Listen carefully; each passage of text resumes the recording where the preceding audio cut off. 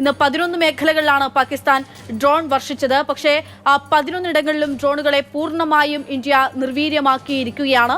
അതിൽ സിവിലിയൻസിന്, നമ്മുടെ സാധാരണക്കാരായിട്ടുള്ള മനുഷ്യന്മാർക്ക് അപകടമേറ്റിരിക്കുന്നത് ഫിറോസ്പൂരിലാണ്. പഞ്ചാബിലെ ഫിറോസ്പൂരിൽ അവിടെ 3 പേർക്ക് പൊള്ളലേറ്റിരിക്കുന്നു.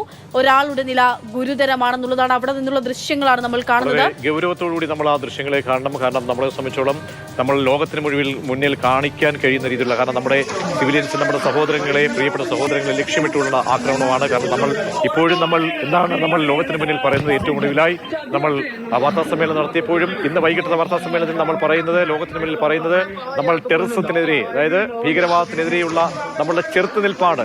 അതിനുവേണ്ടി പാകിസ്ഥാൻ തിരിച്ചടി നൽകുമ്പോൾ അതിനെയും ചെറുക്കണം എന്നാണ് നമ്മൾ ലോകത്തിന് മുന്നിൽ അറിയിക്കുന്നത്. അപ്പോൾ ഈ വരുന്ന ദൃശ്യങ്ങൾ തീർച്ചയായും നമ്മളെ സംബന്ധിച്ചോളം ഹൃദയത്തിൽ കൊള്ളുന്നതാണ്. ആർ അനന്തകൃഷ്ണൻ കൂടി ചേരുന്നുണ്ട് ന്യൂസ് ഡെസ്കിൽ നിന്നും. അനന്തൻ, ഇപ്പോൾ വരുന്നത് ദൃശ്യങ്ങൾ വളരെ പ്രധാനപ്പെട്ടതാണ്. വൈകുന്നേരം നമ്മൾ വാർത്താ സമ്മേളനം നടത്തുമ്പോൾ അവിടെ ഈ വന്ന് പതിച്ച ആയുധങ്ങളുടെ രീതികൾ നോക്കുമ്പോൾ, തുർക്കിയുടെ ആയുധങ്ങൾ, അവർ നൽകിയ ആയുധങ്ങൾ, അപ്പോൾ പാകിസ്ഥാനെ സംബന്ധിച്ചോളം ഒരു വിറളി പൂണ്ട അവസ്ഥയിലേക്ക് കാര്യങ്ങൾ പോവുകയാണോ? ഈ രാത്രിയിലുള്ള തുടർ നീക്കങ്ങൾ സംബന്ധിച്ച് എന്തായിരിക്കാം ഇന്ത്യ പ്രതീക്ഷിക്കുക?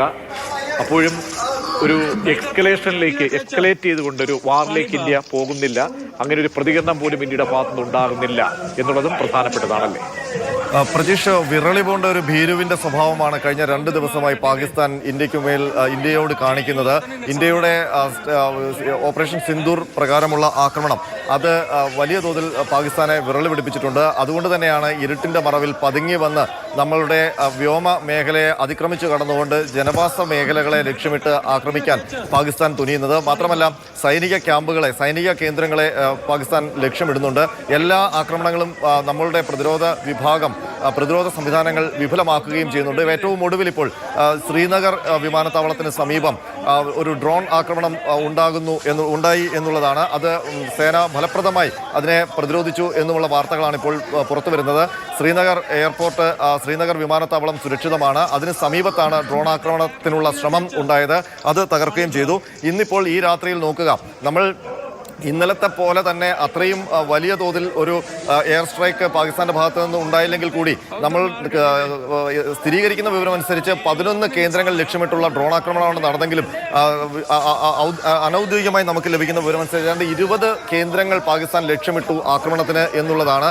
മാത്രമല്ല, ഈ ജനവാസ കേന്ദ്രങ്ങളിലേക്ക് പാകിസ്ഥാൻ ആക്രമണം വരുന്നു എന്നുള്ളത് ഇപ്പോൾ സാധാരണ ജനങ്ങൾ, പഞ്ചാബിലെ ഫിറോസ്പൂരിലെ കർഷകരാണ്, ആ കർഷക കുടുംബത്തിലാണ് ഈ ഡ്രോണിന്റെ ആക്രമണം കൊണ്ട് വലിയ ദുരിതമുണ്ടായിരിക്കുന്നത്. അവിടെ അഗ്നിബാധയുണ്ടാകുന്നു, അതിൽ സ്ത്രീകളടക്കമുള്ളവർക്ക് പരിക്കേൽക്കുന്നു. ആ ദൃശ്യങ്ങൾ, ഫിറോസ്പൂരിലെ ഡ്രോൺ സ്ഫോടനം ഉണ്ടായപ്പോൾ ഉണ്ടായ അഗ്നിബാധയുടെ ദൃശ്യങ്ങളാണ് കാണുന്നത്. ആ അഗ്നിബാധയൊക്കെ അത് ഇല്ലാതാക്കിയിട്ടുണ്ട്. അവിടുത്തെ പരിക്കേറ്റവരെ ആശുപത്രിയിൽ എത്തിച്ചിട്ടുണ്ട്. ഉടൻ തന്നെ ആ ഫിറോസ്പൂരിലെ ആക്രമണത്തെ സംബന്ധിച്ച് പോലീസ് അത് സ്ഥിരീകരിക്കുകയും ചെയ്യുന്നുണ്ട്. അതുകൂടാതെ നോക്കൂ, ഇന്നലെ പോലെ തന്നെ ജമ്മു മുതൽ ഇങ്ങ് ഗുജറാത്ത് വരെയുള്ള അതിർത്തികൾ ലംഘിക്കാനാണ് പാകിസ്ഥാൻ ഇന്നും ശ്രമിച്ചുകൊണ്ടിരിക്കുന്നത്.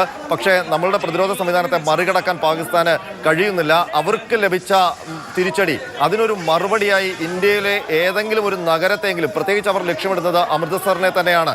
അവർ ഗോൾഡൻ ടെമ്പിളിനെ അടക്കം ലക്ഷ്യമിടുന്നു. പക്ഷേ ആ ആക്രമണങ്ങൾ, അമൃത്സറിൽ ഇന്ന് പക്ഷേ സ്ഫോടനമുണ്ടായി എന്ന് പറയുന്നുണ്ട്. അതൊരു പക്ഷേ ഡ്രോൺ പ്രതിരോധ സംവിധാനം ആ ഡ്രോണിനെ തിരിച്ചടിച്ച് നിലത്തിട്ടപ്പോൾ ഉണ്ടായ ശബ്ദമാകാം.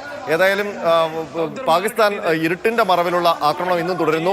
ഇത് പക്ഷേ ഇന്ത്യ ഒരു പക്ഷേ ഇന്നലെയും ഇന്നും ഒക്കെ പുലർത്തിയ, ഇന്ന് പകലും ഒക്കെ പുലർത്തിയ ക്ഷമ ഒരു പക്ഷേ ഇന്ത്യയുടെ ഭാഗത്തുനിന്നുണ്ടാകില്ല. ക്ലാരിറ്റി വരുത്തിക്കോട്ടെ. അതായത് ഈ അമൃത്സർ കേന്ദ്രീകരിച്ചാണ് ഏറ്റവും കൂടുതൽ ഡ്രോണുകൾ പായിച്ചത് എന്ന് പറയുമ്പോൾ എന്തായിരിക്കാം പാകിസ്ഥാൻ ലക്ഷ്യമിട്ടിരിക്കുക?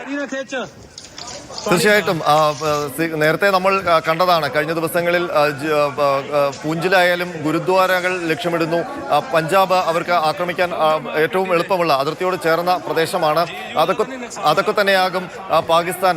കാരണം അവർക്ക് പെട്ടെന്ന് സ്ട്രൈക്ക് ചെയ്യുക, പെട്ടെന്ന് ഇന്ത്യയ്ക്ക് മേൽ ഞങ്ങൾ മറുപടി കൊടുത്തു എന്ന് വരുത്താനുള്ളൊരു ശ്രമം, അതിന്റെ ഭാഗമായിട്ടുമാണ്. മാത്രമല്ല, പഞ്ചാബിൽ, അമൃത്സറിൽ മാത്രമല്ല, അങ്ങ് ജമ്മു മുതൽ ഗുജറാത്ത് വരെയുള്ള എല്ലാ അതിർത്തികളും അവർ ഭേദിക്കാൻ ശ്രമിക്കുന്നുണ്ട്. പക്ഷേ നമ്മളുടെ പ്രതിരോധ സംവിധാനം, നമ്മളുടെ സുദർശന ചക്രം അത്രത്തോളം ഫലപ്രദമായതുകൊണ്ടാണ് വരുന്ന കൂട്ടത്തോടെ പറന്നു വരുന്ന ഡ്രോണുകളെയൊക്കെ ഒന്നുപോലും നിലത്ത് വീഴാതെ, ഒരു സ്ഫോടനം ഉണ്ടാക്കാതെ അതിനെ ആകാശത്ത് തന്നെ വെടിവെച്ചിടാൻ നമ്മളുടെ സേന സേനയ്ക്ക് കഴിയുന്നത്.